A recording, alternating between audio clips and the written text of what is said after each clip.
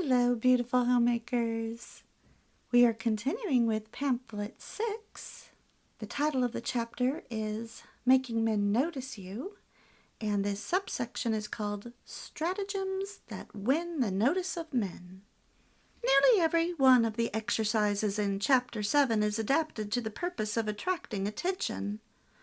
After you have become proficient by the practice of these exercises in private, you may rest assured that your practicing them in the presence of men will win their notice. So this is quite a few videos ago.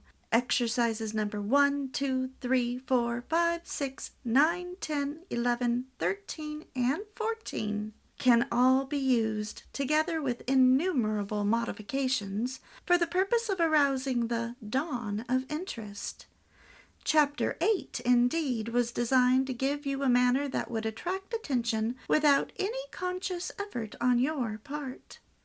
Chapter 9 was designed to give you the appearance and the voice, which would create favorable notice. So remember that one of the things we talked about was excessive cleavage will get you noticed, all right, but it won't get you liked by either men or women. Years ago, I was watching the 1960s drama called The Saint, and there was an episode called Lula. And I was really surprised how they showed how interest could be piqued more by seeing a shadow of a woman changing her clothes than by actually seeing her change her clothes. It was more provocative and stirred the imagination more than if she had actually undressed on screen. In the same way, when you show too much skin, you lose your intrigue and you just look cheap. Other chapters which you have read were designed to put the quality that would attract attention into your character, your attitude of mind, and your physical makeup. If you have digested all the information, therefore, if you have followed the advice given, if you have developed yourself and practiced as you have been instructed, you should have no difficulty in attracting attention. Very likely you will attract it without the slightest effort.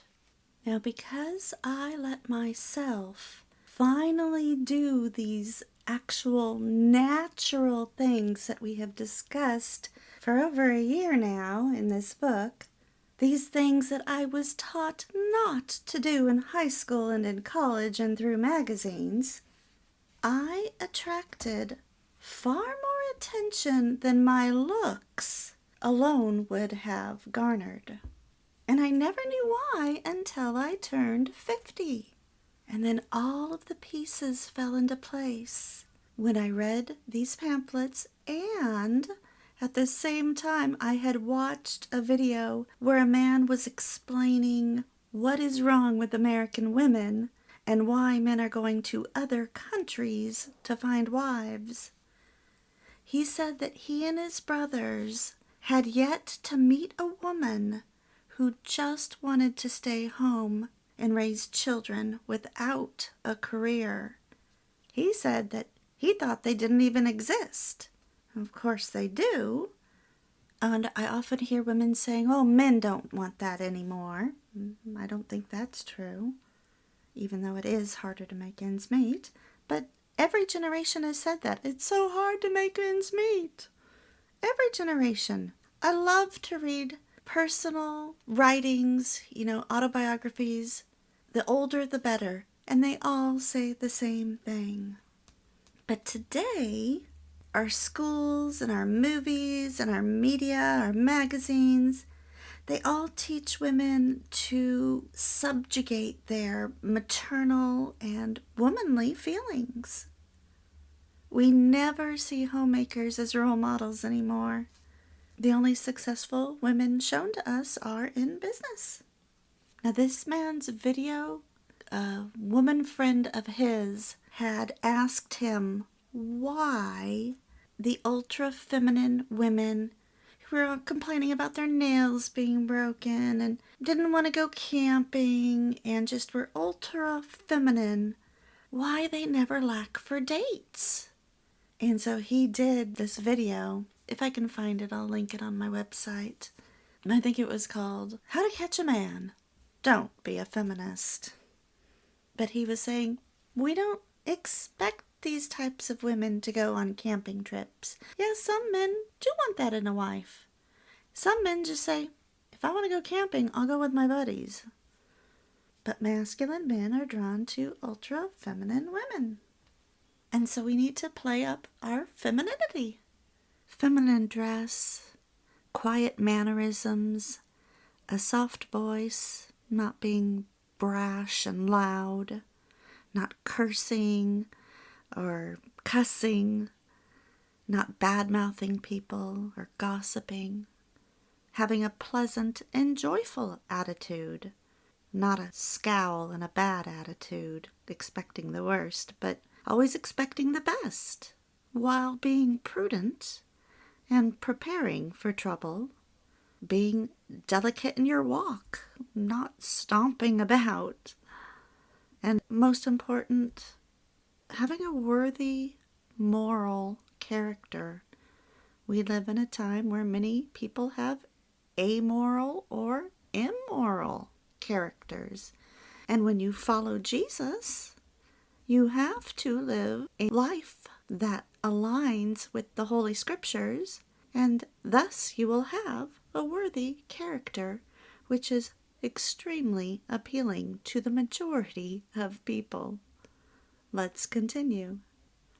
But whereas following these suggestions may enable you to attract attention without effort, ignoring them will in all probability make it impossible for you to attract favorable notice, even with special and persistent effort. And this next part is in caps. Nothing you may do to attract attention will be of much avail if there is either in your manner, your voice, or your apparel the suggestion of strength, manliness, efficiency, ability, or severity. The woman who is obviously able to kill her own snakes simply cannot attract favorable attention from men, no matter what arts and devices she employs. Okay, just like the man on that video was talking about. The high-maintenance women who complain about breaking nails, but they're ultra-feminine. Men are willing to put up with these high-maintenance women because they find femininity so desirable. But the woman who is not manly, not efficient, not severe, but the woman who is not is likely to attract such attention, whether she employs special arts and devices or not. So if you are feminine, you're not manly, you don't have that air of efficiency and severity. Think of an old-time school marm or an old-time businesswoman, or even women in those boxy suits. Not the pretty fitted suits that give you an hourglass figure, but those boxy suits with shoulder pads. That's too manly, too severe, too efficient. If you're dressed like that, or if you give off that air, the special arts and devices aren't gonna work because you're not feminine enough. Unless the suggestions contained in the foregoing parts of this work are carried out, nothing you may do will very easily convey an impression of tenderness and femininity. Tenderness and femininity and joy, that's what men are attracted to, whether you're single or whether you're married. If you've lost this tenderness, femininity, and joy being married, that's what you need to get back to have a successful marriage. Because the more he's attracted to you, the more you guys are going to get along, the more you're going to work on pleasing each other, and then your marriage grows. And part of that attraction is playing the game that we talked about last time, where you've got that attractive banter going back and forth between you, and where you're seeking to be a lovable wife and not an overbearing, take control mother. A man is not attracted to his mother, so make up your mind to squash that inner superior wife tendency. This next subsection is called the manners that focus attention. Though it is desirable that you thus develop yourself until you naturally attract attention without effort, there are a few things which you can do consciously to help matters along. If a man happens to be rough in clasping your hand... I'm going to disagree with what they say right here. The book says, look at him with a reproachful glance and wring your fingers to remind him what a tender thing a woman's hand is. I really disagree with that. Instead, you just softly say, ouch, while looking up at him. When he says, I'm sorry I'm so rough, you just smile sweetly. That will win him over, not looking at him reproachfully. If you find him staring at you, don't stare back boldly, agreed, but act confused and modest to remind him what a sensitive creature a woman is as contrasted with his own bold and daring, if rude, character. If you have met an acquaintance upon the street, you may act more or less timorous and undecided so that he will feel the necessity of offering you his manly guidance. No. Today that is completely unnecessary, but back then, remember, women needed escorts. If you are at a picnic, you may act horrified at the prospect of soiling your dainty clothes by sitting on the ground, so that some man or other feels constrained to find a newspaper for you to sit on. Yeah, no. Today we don't need to do that. Our clothes are easily washable, and we have washing machines. The difference in such a situation between an attractive girl and an unattractive one is that the unattractive girl would find her own newspaper or blanket or whatever without any fuss, while the attractive one would never think of finding the newspaper or blanket for herself until after a man had already done so for her. The attractive girl is in a constant appeal for help, for guidance, and for protection. Her eyes are always appealing to some man or other to help her innocence in its manifold difficulties. She never directly asks for help, but she is so apparently helpless in every situation that not only men are impelled to offer aid, but even her businesslike but less attractive sisters feel impelled to offer it. Interestingly, other capable women will feel the same indulgent superiority toward her that a man feels, but they do not enjoy that feeling of superiority as the man does. A man never scorns the frailty and helplessness of woman because he enjoys too much the contrast it brings out between her weakness and his strength. This reminds me of one mistake I made before I had read these pamphlets. It was 20 years ago, and we were having a couch delivered, and I showed the men where to place it, and I said, I'm sorry you had to carry it so far. I thought you'd have a dolly. And they replied, we do, but this isn't heavy. And I said, oh, good, which negated what they just did, for it was very heavy. What I should have said was, for you it isn't heavy. That would have been a compliment.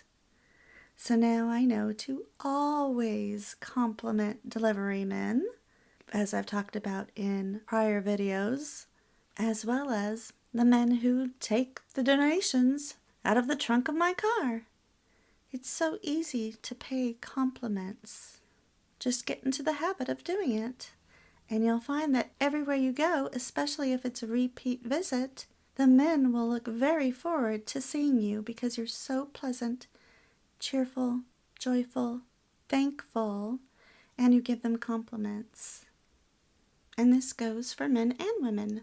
Recently, I had a really bad earache and I had to go to urgent care. They tried to help me, but they really couldn't. I needed to see an ENT, and I couldn't get in. I couldn't even get through on the phone, so I decided to just go there in person.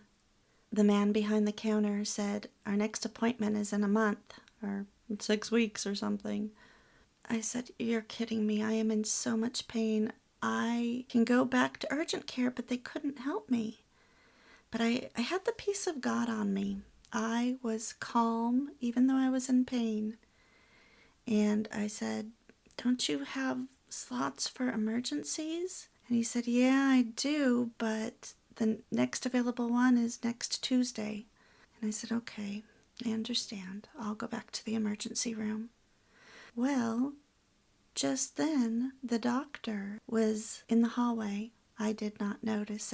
And the office manager, who had also come over and was giving me sympathy, she said, "Just a moment."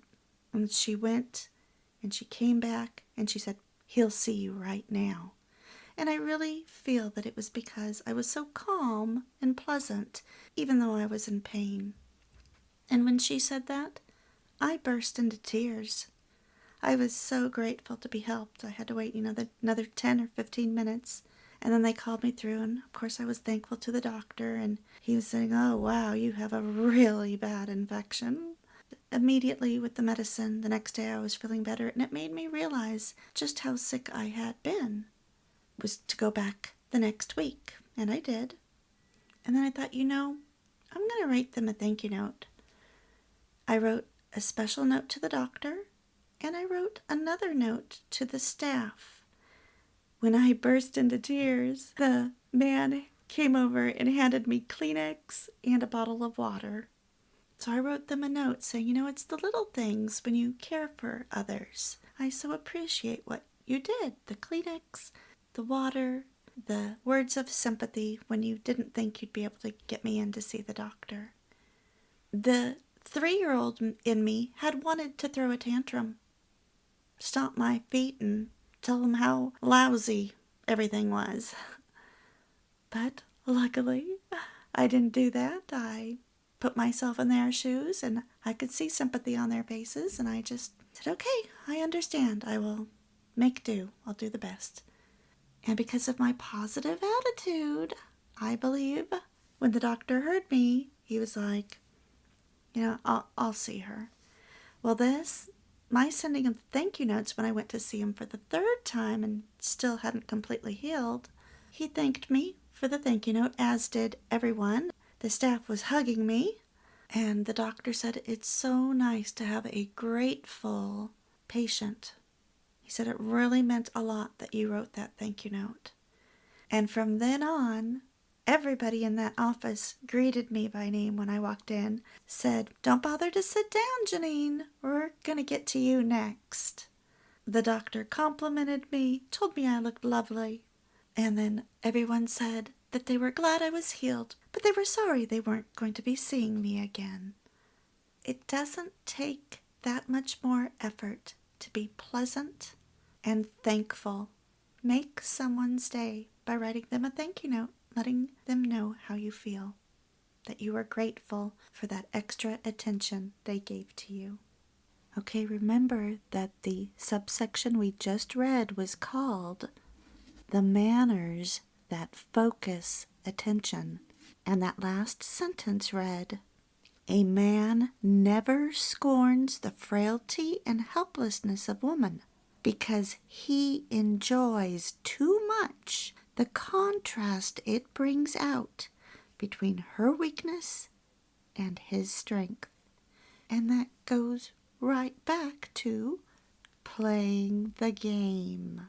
It's a game, ladies, and you need to learn how to play it again, like the women of old did. Just because we aren't as helpless as we used to be doesn't mean we can't play the game. Now I'm going to end with something I wrote on my blog for the last video, 6.1. I had recommended the book 7 Days to Sex Appeal, How to Be Sexier Without Surgery, Weight Loss, or Cleavage. And I wrote that it was interesting to note that as I put in that link for the book on my website, I read the reviews of that book. And one woman absolutely hated it because the book explains this very trait about men, this third peculiarity in men, how they want to play the hero to a frail and helpless woman. So again, this is a game that we have talked about in many videos now. The woman that gave the review of that book said, "Sexy and confident is one thing, but demure and delicate is totally another. I was completely offended by the continued implications that in order to get a man you needed to make yourself as small as possible and look delicate and demure because all men want to be the big protector of the helpless damsel in distress. I am disgusted that something that could have been very helpful to many women turned out to be so derogatory to them." But you see, my beautiful homemakers, men haven't changed. The pamphlets are spot on in many cases. What held true 100 years ago holds true today, whether this woman likes it or not, or gets it or not. Remember, way back in pamphlet 1, we discussed how you only need to give the appearance of demureness to a man, the man whose heart you want to capture. You can appear strong to all other men, but when you find the one, our natural instincts cause us to be demure in his presence, and sometimes in his presence only. In the pamphlet 1 videos, I discussed women that I've known over the years, lawyers, etc., who come off strong at work, but at home, their husband is in control, and how that amazes everyone who cannot imagine these women ever submitting to anyone. But men will tell you, if you cannot submit to him in a marriage relationship, your marriage will not work. It can't. Do you want to be married? Even the Queen of England, several of them that I've read about, said that in the home they submitted to their husband, even though he wasn't the king of the land. She was queen over all, but in her home, her husband was the king. And if she can submit, so can you. But that is a discussion for another day. Let me try and recap the last several videos. The bottom line is avoid the suggestion of strength and masculinity, of manliness, of being too efficient, of looking or acting severely, of being harsh. What is attractive to men is tenderness, joy, even timidity and helplessness, dependence. But that doesn't turn us into timid little wallflowers, no. What this role does is help a man step into his protective instinct, his wanting to aid you, his justification for going to work for the family. It's when a man has a family, a wife and children, that he is most in his masculinity. And that provides pleasurable feelings for him when he can support you. Remember that superior doesn't mean better than, it means leading. And leading is a burden. So you want to squash that superior wife because you don't want to take on two roles. If you are exhausted in your marriage, then you are taking on his role and yours. And the way to be unexhausted is to choose to be his wife and his lover and not his mother. Stop with the micromanaging. Also remember that we have been taught to act in ways that are unattractive to men. That includes challenging him, taunting him, trying to better him. Most men find that highly unattractive. But the romantic stories we may read, or Hallmark movies, or any movie where women are portrayed like this, those movies and books are written by women, not men. If you watch old movies, old television shows that are written by men, and I'm talking 60 years or more ago, you will discover that those men portray the lovable woman as these pamphlets are portraying women. The majority of men become smitten when a woman acts demure, not bold and loud. We are not trying to go back in time where men were in control of everything. What we're trying to do is just step back into that feminine grace and charm that men find so attractive, that too many women have lost today in their harshness, in wanting to get ahead instead of embracing their soft side. The soft side is what's attractive to men. We talked a lot about a man's desire to act the part of man and hero, and playing the game, which enables him to play that part of the superior and mighty male, to play the little game where you're a frail and tender woman, and he is able to please you and come to your rescue. Remember that this little game is a source of constant delight to men, even though both you and he knows it is only in play and not in earnest. But women today seem to have forgotten or just don't understand the game at all, and so they feel silly playing it. We talked about that a lot in the last video.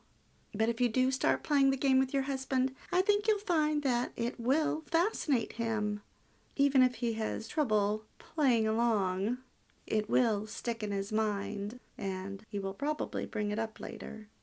Just emphasize the contrast between your tenderness and femininity and his strength and masculinity. And that includes paying him compliments on his masculine features, even his stubble, his strength, his ability to help. What would you do without him?